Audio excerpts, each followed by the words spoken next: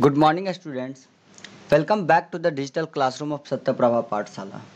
आज हम लोग चैप्टर 1 की क्वेश्चन आंसर करेंगे। तो स्टार्ट करते हैं। सबसे पहले फिल इन द ब्लैंक सी। आपको अगर चैप्टर आप अच्छा से देखे होंगे, एक एक वीडियो आप अच्छे से देखे होंगे, तो ये मुझे आंसर किसी का भी आंसर नहीं बताना होगा, आपको सारा आंसर पहले से ही पता होगा। ठीक है, जैसे देखिए, outer covering of a seed is, किसी भी सीड का आउटर कवरिंग क्या होता है? Outer covering is called the seed coat. क्या होता है सीड कोट? तो इसमें कुछ नहीं है, बस SEED seed coat, seed coat. Clear? The part of a seed that contains the and store the food for the baby plant. बताइए कि सीड का वो पार्ट जो बेबी प्लांट के लिए फूड को स्टोर करता है, that part of the seed is called, यानी कि ये वाला पोर्शन होता है, यही में तो कंटेन होता है हमारा। समझ रहे हो ना? ये वाला पोर्शन यहाँ पे दिख रहा होगा, ये वाला portion, that portion is called, इस पोर्शन को क्या बोलते हैं? कॉटिलेडन। हाँ, वेरी गुड, कॉटिलेडन। तो क्या हो जाएगा? कॉटिलेडन। ठीक है, cotyledon.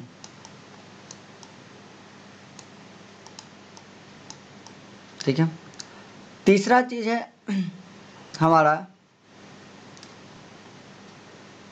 A fruit that burst with a great force scattering the seed. एक ऐसा फ्रूट का नाम बताना जो कि बहुत फोर्स से बर्स्ट करता हो, ठीक है ना, यानी कि जिसका एक्सप्लोजन होता हो। पी लिख लो, मटर, मटर का भी तो एक्सप्लोजन होता है ना, तो पी। ठीक है, उसके बाद baby plant formed after germination. Germination के बाद जो बेबी प्लांट फॉर्म होता है उसे हम लोग सीडलिंग बोलते हैं, याद है ना? सीडलिंग क्या बोलते हैं? सीडलिंग। इनफैक्ट सीडलिंग हम लोग ऐसा ही जर्मिनेशन को इस तरीके से डिफाइन ही करते हैं कि the process by which a seed change itself into a seedling. A plant give rise to the new plant itself एक मिनट, if it's leaf fall on the moist soil. ठीक है ना, अगर उसका लीफ मॉइस्ट सॉइल में fall कर जाता है, ठीक है, तो खुद ब खुद एक नया प्लांट वहाँ से क्रिएट हो जाता है, and that plant is called the Bryophyllum. क्या बोलते हैं हम लोग? ब्रायोफाइलम। तो ब्रायोफाइलम का स्पेलिंग क्या होता है? BRYPH। ठीक है, ब्रायोफाइलम, PHLLUM, ब्रायोफाइलम। क्लियर? तो ये होता है आपका ब्रायोफाइलम, BRYO होता है, BRYOPHLLUM, ब्रायोफाइलम। ठीक है, तो स्पेलिंग तो खैर आपको आता होगा, बस हम आपको नाम बता दे रहे हैं कि क्या क्या यहाँ पे फिल इन द ब्लैंक्स वगैरह होगा। ठीक है, उसके बाद दूसरी चीज़ नीचे क्या है आपका, what is the name the different parts the seat given below. इसमें से क्या लिखना है कि अलग अलग सीट के पार्ट्स को आपको लिखना है यहाँ पे। ये तो बहुत ही आसान है। सबसे पहला चीज़ तो ये वाला आउटर कवरिंग है, तो this outer covering is called the seed coat. इस आउटर कवरिंग को हम लोग क्या बोलते हैं? सीड कोट बोलते हैं। क्लियर? तो ये तो पहले ही हो जाएगा कि ये क्या हो जाएगा? सीड कोट हो जाएगा। क्लियर? पहला तो क्लियर हो गया कि ये सीड कोट है। दूसरा है यहाँ पे क्या, ये तो बीच वाला पोर्शन है, that is called the cotyledons. ठीक है, तो ये क्या है? कॉटिलेडन्स है, कॉटिलेडन्स। क्लियर? माउस से लिखाता नहीं है जल्दी यहाँ पे।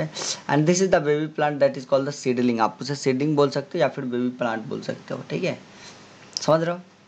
सीडलिंग बोल सकते हो, मतलब वहाँ से आ रहा है। ठीक है, तो that is called the seedling, या फिर आप कह सकते हो बेबी प्लांट। बेबी प्लांट ही हो जाएगा। ठीक है, बेबी प्लांट या सीडलिंग, जो मन करे सो लिख दो, इसमें कोई दिक्कत नहीं है। ठीक है, आगे जो है आपका नेक्स्ट मैच द फॉलोइंग है, और इसमें मैच करना क्या है एग्जैक्टली कि draw the lines to match इस type of seeds to its agent of dispersal. यानी कि यहाँ पे आपको बताना है कि कौन किसको डिस्पर्स करवाता है, पानी किसको डिस्पर्स करवाता है। तो देखो यहाँ पे तो बहुत आसान है हमारे लिए। ठीक है, सबसे पहला चीज़ हम बात करते हैं वाटर की। तो वाटर के थ्रू क्या क्या डिस्पर्स होगा समझना। कोकोनट, याद ही है कि कोकोनट किसके थ्रू डिस्पर्स होगा? वाटर के थ्रू डिस्पर्स होगा।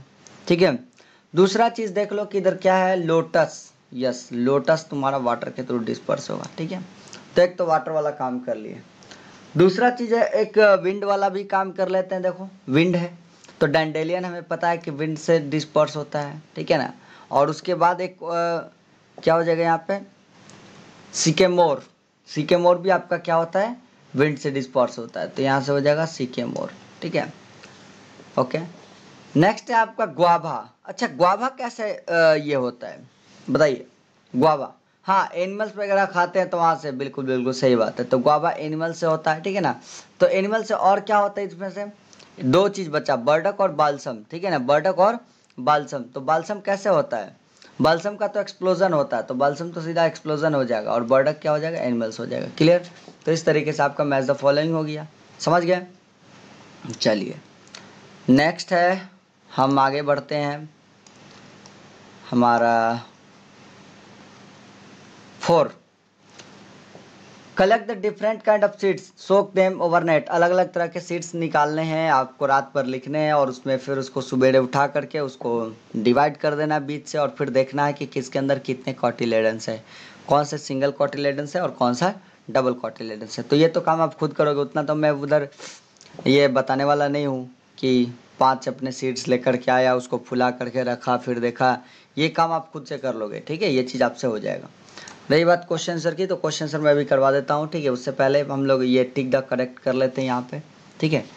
टिक द करेक्ट में क्या है, see leaves are also known as, अच्छा देखो सीड लीव्स जो होता है उन्हें और क्या कहा जाता है, सीड लीव्स, सीड लीव्स को सीड लीव्स, यहाँ पे सीड का बात किया जा रहा है, ठीक है ना। And seed leaves are also called the cotyledons, seed leaves को हम लोग और क्या कहते हैं, कॉटिलेडन्स बोलते हैं। Very good.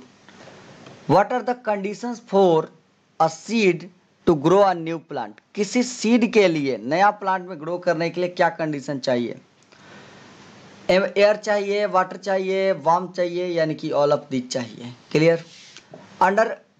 Underground steam like potato and ginger have dash on them, अच्छा अंडरग्राउंड स्टीम्स के पास, उनके पास क्या होता है, ठीक है, अंडरग्राउंड स्टीम्स के पास क्या होता है, यही पूछ रहा है क्वेश्चन, जल्दी बताओ क्या होता है, बताओ बताओ बताओ क्या होता है, आई होता है, आँख होता है। Very good. आलू, आलू के पास क्या होता है, आँख होता है। भाई आँख से तो काट काट करके फिर हम लोग आलू की खेती करते हैं, आलू लगाते हैं। Which of the following plants grow by the process of steam cutting, इसमें से कौन सा स्टीम कटिंग के प्रोसेस से ये होता है, पोटैटो, हाँ इसका तो होता है, ये स्टीम को काट करके लगा देता है जिधर आँख रहता है, ठीक है ना। रोज, अरे रोज का भी तो स्टीम काट करके लगा देता है, मतलब सीधा ऑल ऑफ दीज हो जाएगा, तीसरा ऑप्शन तो पढ़ना ही नहीं है। 5वां, sycamore seeds have these special parts to help them disperse through the air, sycamore trees के पास कुछ स्पेशल पार्ट होता है जिसके थ्रू वो क्या होता है, एयर में डिस्पर्स करता है। याद रहे कि sycamore trees के पास ऐसा कुछ विंग लाइक स्ट्रक्चर होता था ना, that help them to disperse through air, तो क्या हो जाएगा, विंग लाइक स्ट्रक्चर हो जाएगा, sycamore के पास क्या हो जाएगा, विंग लाइक स्ट्रक्चर हो जाएगा, ठीक है। ओके, तो हम क्वेश्चन आंसर की तरफ बढ़ते हैं। क्वेश्चन आंसर हम लोग देखते हैं कि क्वेश्चन आंसर क्या है। इसके बाद हॉट्स है, तो हॉट्स का भी क्वेश्चन आंसर हम लोग क्या करते हैं, देख लेते हैं, ठीक है। आइए तो क्वेश्चन आंसर हम लोग यहाँ से देखते हैं। हाँ देखो क्वेश्चन आंसर, सबसे पहला चीज़ है जर्मिनेशन। जर्मिनेशन क्या है, तो germination is the process of growth of plants from a seed to a new plant, ठीक है ना। कोई भी प्लांट जब सीड से एक नए प्लांट में ग्रोथ करता है, that is called the germination, उसे हम लोग क्या बोलते हैं, जर्मिनेशन बोलते हैं। क्लियर। दूसरा चीज सीड डिस्पर्सल। सीड डिस्पर्सल का मतलब तो आपको बताए थे कि क्या सीड का कैरिड होना एक प्लेस से दूसरे प्लेस में, ठीक है ना, इसलिए यहाँ पे लिख देंगे process of carry out the seed from one place to another place called the seed dispersal, ठीक है। उसके बाद तीसरा चीज कह रहा है क्वेश्चन में कि name the different veg by which plant disperse seed, अलग अलग वेज बताइए किसके थ्रू डिस्पर्स सीड करता है, and example of each, give an example of each, सबका एक एक एग्जाम्पल भी देने हैं, ठीक है। तो सबका एक एक एग्जाम्पल देने हैं, तो हम लोग यहाँ पे एग्जाम्पल भी देंगे सबका एक एक 1 by 1 करके। यहाँ पे हम लोग दिए हुए यहाँ पे जैसे the different ways plant dispersed are, पहले तो चार वे तो बेसिकली हम लोग पढ़े हैं, ठीक है ना। विंड डिस्पर्सल, एनिमल, वाटर और डिस्पर्सल बाय एक्सप्लोजन, जिसका एक्सप्लोज होकर के होता था। सबका एग्जाम्पल दे दो, विंड में दे दो ऑर्चिड सीड्स का एग्जाम्पल, एनिमल में दे दो तुम्हारा जैसे रैट और बर्ड्स के थ्रू होता है तुम्हारा डिस्पर्सल, ठीक है ना। वही चीज़ वाटर की डिस्पर्सल की बात करें तो कोकोनट सीड हो गए। डिस्पर्सल बाय एक्सप्लोजन की बात करें तो एक्सप्लोजन में पी सीड्स एक्सप्लोजन के थ्रू डिस्पर्स करते हैं, ठीक है। तो ये सब चीज़ आपके इस तरीके से डेवलप करते हैं, ये इनका इस तरीके से ये होता है, डिस्पर्सल होता है। चौथा क्वेश्चन है यहाँ पे, how do animals help seed dispersal, seed dispersal में एनिमल कैसे मदद करते हैं, ठीक है। देखो बताते हैं क्या होता है, कोई भी एनिमल जब सीड को खा रहा होता है, animal disperse seed bye excreting and burning them, ठीक है। जब भी कोई एनिमल किसी सीड को खाएगा तो वो उसको क्या करेगा, अगर अनडाइजेस्टेबल होगा तो एक्सक्रीट कर जाएगा, ठीक है ना। तो यही नहीं, ये तो एक्सक्रीट करेगा तो उससे तो होगा ही होगा, बड़ी होगा तो उससे तो होगा ही होगा। साथ ही साथ क्या होता है, कुछ एनिमल्स, कुछ जो सीड्स होते हैं उनके पास हुक्स होता है, ठीक है ना, उनके पास कांटा टाइप का निकला हुआ रहता है जो खुद से एनिमल में अटैच हो जाते हैं। And seed are disperse wherever the animal goes, और एनिमल जहाँ जहाँ जाएगा वहाँ वहाँ सीड भी क्या हो जाएगा, डिस्पर्स हो जाएगा। क्लियर। उसके बाद पांचवा है how is water helpful in the seed dispersal, पानी कैसे हेल्पफुल है सीड डिस्पर्सल में। तो पानी क्या करेगा कि वैसा सीड जो पानी में फ्लोट कर सकता है वो पानी में गिरेगा, पानी फ्लो करेगा, पानी के साथ साथ वो सीड भी फ्लोट करेगा, जितना दूर तक जाना चाहेगा वो सीड जा सकता है, ठीक है। तो एग्जाम्पल के तौर पर हम यहाँ पे कोकोनट सीड लिए हुए हैं, ठीक है। नेक्स्ट है हमारा question number 6, do human also. अच्छा, तो ह्यूमन कैसे नहीं हेल्प करेगा सीड डिस्पर्सल में, ह्यूमन भी तो खाता है, ठीक है, वो भी तो एक्सक्रीट करता है, तो ह्यूमन बींग भी एक्सक्रीट करता है, तो इस तरीके से ये भी भाग ले रहा है। दूसरा चीज़ है कि ह्यूमन बींग क्या कर रहा है कि ह्यूमन बींग जब खाना खाता है ना, तो जैसे आम ही हम खाते हैं तो आम का फ्लैशी पार्ट खा जाकर गुठली फेंक देते हैं, ठीक है, तो गुठली फेंक देते हैं तो यहाँ भी सीड डिस्पर्सल हो गया, ठीक है। यही नहीं, इसके अलावा कभी कभी क्या होता है हम भी खाते हैं तो हमारे पास भी अनडाइजेस्टेड फूड होता है, तो हम भी जा करके एक्सक्रीट करेंगे तो वहाँ पर नया प्लांट्स आएगा। समझ गए। हाँ, हॉट्स में 3 क्वेश्चन था हमारा बेसिकली। सबसे पहला चीज, फ्लावर इंपॉर्टेंट क्यों है, तो प्लांट के लिए फ्लावर इंपॉर्टेंट है ताकि फ्लावर के अंदर ही तो आपके सीड्स और फ्रूट्स ग्रोज होते हैं ना, तो रिप्रोडक्शन के लिए फ्लावर बहुत जरूरी है।